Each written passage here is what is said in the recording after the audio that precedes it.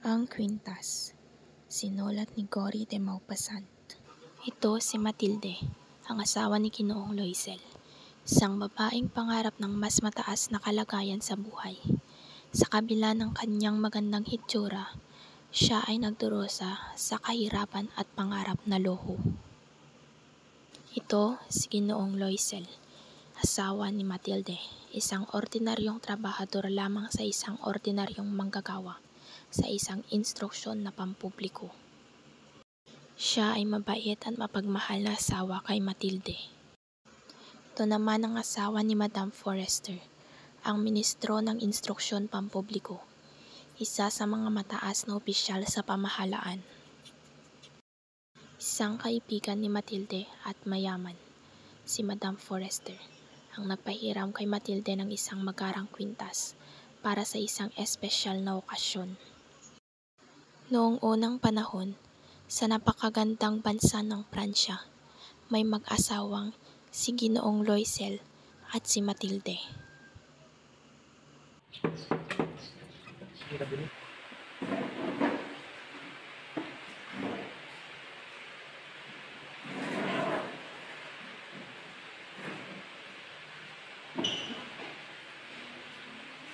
Ang ganda ng suot ng babaeng yun. Ang gaganda ng mga laso at alakas, samantalang ako nilaso wala. Bakit ka ba nag-aalala sa mga maliliit na bagay? Hindi pa ba sapat ang iyong kahangahang ganda?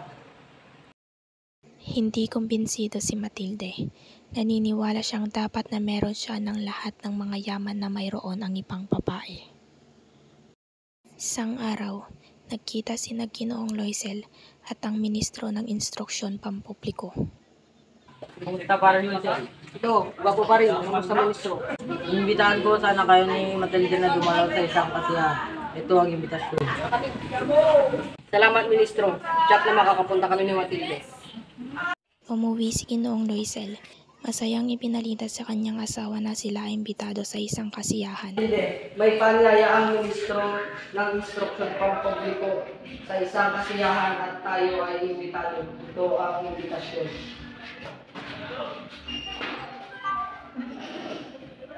Ngunit wala akong bagong gagamitin na bestila at halakan. Kailangan ko ng 400 prangko para pambili ng bagong bestila. Binigyan ni Ginoong Loisel ang kanyang asawa ng 400 prangko pambili ng bagong bestida. Magkano ang bestida nito? 400 prangko po ang isang bestida na yan. Sige, bibilhin ko na.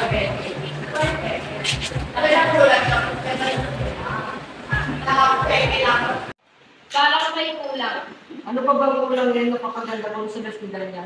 Kulang ako sa alakas. Di ba kaya pinagkakita si Madame Ford? Doon ka na lang humiram. Ay, magandang ideya yan. Teka lang at pagkakanda ko at mapaparoon ako ang mga igalaman.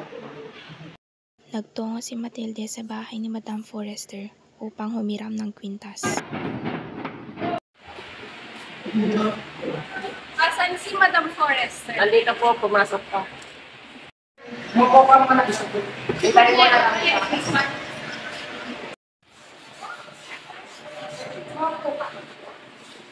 Napanito pa, ano ang iyong pakay? Sana buwan ko ng iyong kwintas. At saan mo ito gagamitin? Gagamitin ko sana ito sa isang pag-isipon. Itayin mo ko rito at kukunin ko lang ang aking kwintas. Narito na ang kwintas na iyong kwintas. Salamat, Madam Forester. Naalagaan ko ito at isasauli sa iyo. Maliit na bagay, Matilde. Sumapit ang araw ng kasiyahan. Naghanda ang mag-asawa. Isinuot ni Matilde ang kanyang maganda at bagong bestida. Gumamit rin siya ng magandang sapatos, bagay sa kanyang bagong bestida. Linagyan na rin niya ng magaganda at makukulay na kolorete ang kanyang mukha.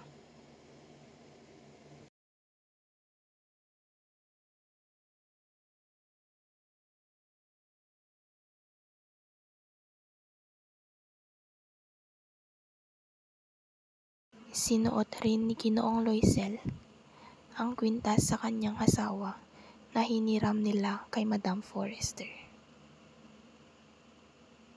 Bumagay kay Matilde ang kwintas at sa kanyang bagong bestida.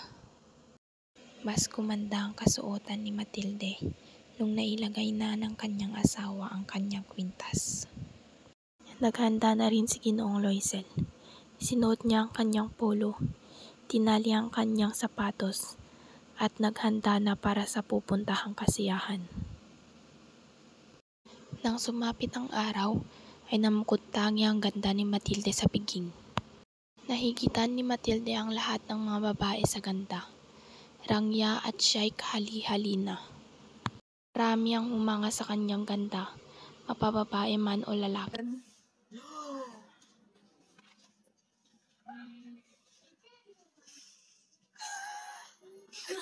Napakaganda ni Matilde! Ang ganda talaga ng asawa ko! Ang ganda talaga ni Matilde! Matilde!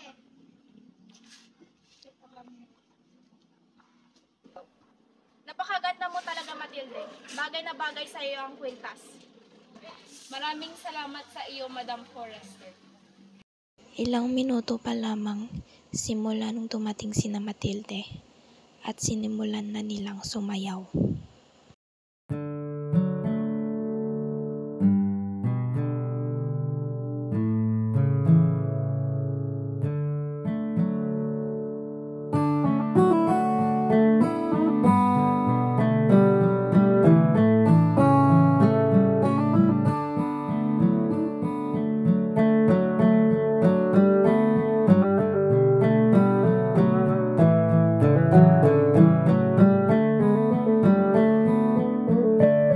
Tapos ng pigin ng magkaikapat ng madaling araw, pumasok sa isang silid si Matilde kung saan naroroon ang kanyang asawa. Uuwi na ba tayo, Matilde? Oo, at lumalalim na ang gabi. Ito, suotin mo. Malamig sa labas. Ano ba yan nakakasira sa ating kasuotan? Hindi na malaya ni Matilde na nahulog ang kanyang suot na kwintas ng gabing iyon. Umuwi silang mag-asawa at wala silang kamalay-malay na nahulog ang kwintas na suot ni Matilde.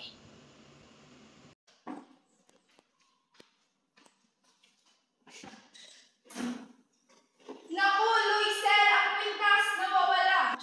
Ha? Nawawala? Di ba suot mo lang kanina yan bago tayo umuwi? Oo nga, suot-suot ko lang yun kanina bago tayo umuwi. Pero nung nagsalamin ako, wala na. Halika at hanapin natin. Nang araw na iyon, hinanap nila Matilde ang kanyang kwintas kung saan-saan.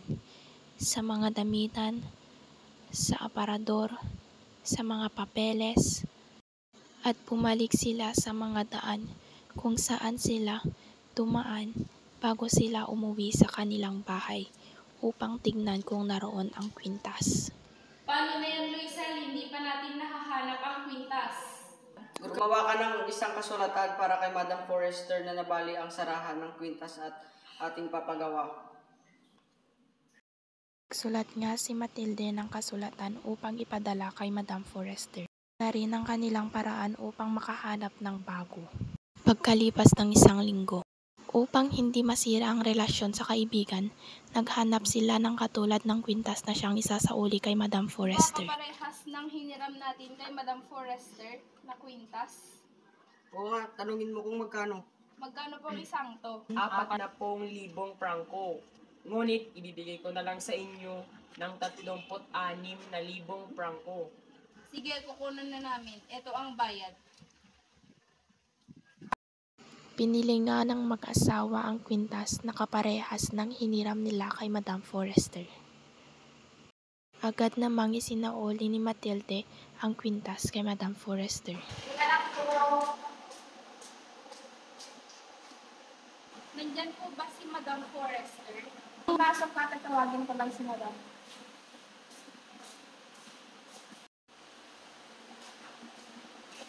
Magandang umaga, Matilde. Magandang umaga, Madam Forrester. Nais ko sanang isauli ang hiram ko kwintas. Pasensya na ako natagalan. Hindi yun problema, Matilde. Basta naisa isaulin mo na ang aking pintas. Pagkalipas ng 10 taon, naglalakad si Matilde sa Champs-Élysées nang makita niya si Madame Forester na may kasamang bata. Madam Forester! Matilde, ikaw na ba yan? Bakit ganyan ang iyong itsura? Mukhang tumanda ka yata. Ganito ang aking itsura, Madam Forester, dahil nawala po ang iyong kwintas. Naghirap si Matilde, naghanap ng trabaho, kumayod, upang makahanap ng pera pambili sa kaparehas ng kwintas ni Madame Forester.